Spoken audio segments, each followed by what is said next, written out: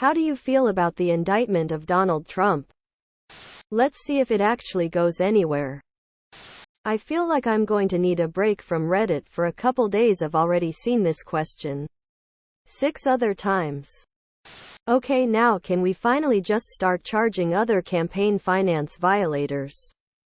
There are huge lists of shady business actors in the government and boards of large business who were involved in similar campaign violation and smearing schemes. Can we please start using the FBI to investigate corruption and bring charges to the wealthy oligarchs who keep gaming the system?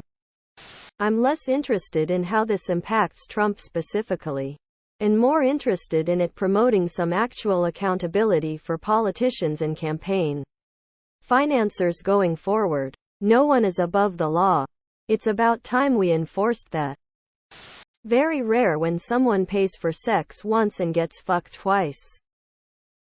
Hold them all to the same standards. In the most simple explanation possible, what do you do for a living? I write documents to get people ready to die.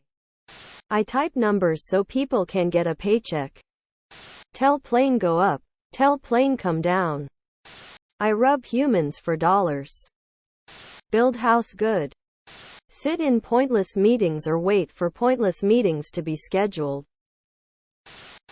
What is something you have zero interest in? This Teams call I'm on now. Prince Harry's personal life. Still the Kardashians, they hang on like that little bit of poop on the inside of the bowl, but no matter what it just won't flush away. Influencers.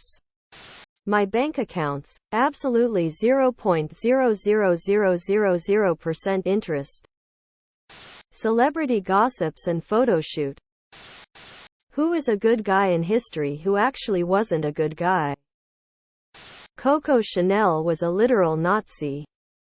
James Marion Sims, the father of modern gynecology, actually committed some pretty nasty human rights violations when he experimented on slave women. Fritz Haber was a wonderful contradiction. Pioneered the synthesis of ammonia, which allowed the human population to get as vast as it is now. But also pioneered chemical warfare and oversaw its implementation by the Imperial German Army. There's a historical quote that goes along the lines of, "Great men are almost always bad men. You don't make history for being a decent dude who gets along with people. You make history by murdering everybody." Apparently Gandhi did some pretty sketchy shit. John Batman, founder of Melbourne, also quite active in the Black Line, where hundreds of men and dogs rake the island of Tasmania in a long chain of merciless genocide. His biggest crime, though, he fully intended to name his new settlement Batmania. You now have a budget of $100K to buy a car outright with cash. Which car are you buying? Porsche 718 Cayman, because the 911 starts above $100K.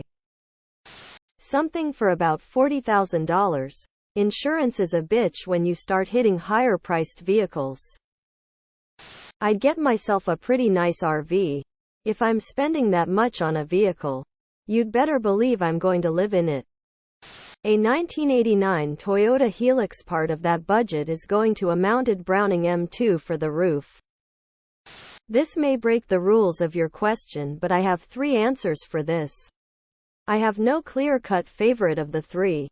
But if I had one, I'd be fine with never having the other 2.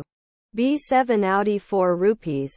The rest of the money will go towards maintenance for the next decade. 2008 to 2017 Volts 8 Vantage. Again, rest of the money goes towards maintenance. 1996 to 2002 Dodge Viper GTS. Yes, rest would go towards maintenance. 78 Trans Am SE, true Y82, with a manual transmission and black interior. Subscribe, my brothers.